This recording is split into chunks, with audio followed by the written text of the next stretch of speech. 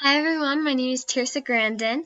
I'm currently living in Rexburg, Idaho, but my family is down in Benson, Arizona, so close to the border. So I'm not loving the coldness that is coming in soon. Um, Something you should know about me is that I really love to dance. I've been dancing for 14 years, and I've loved every year of it.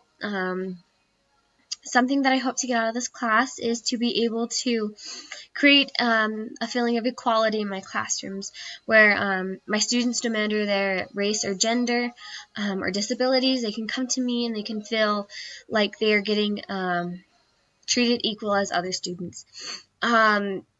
The learning position that I got, um, I don't know how to pronounce it, but it is where I like to do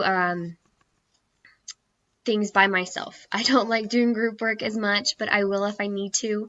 Um, I'm also kind of organized, but kind of not.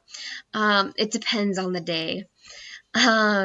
So that's everything you need to know about me. If you have any questions, just comment below, and I can't wait to meet you all.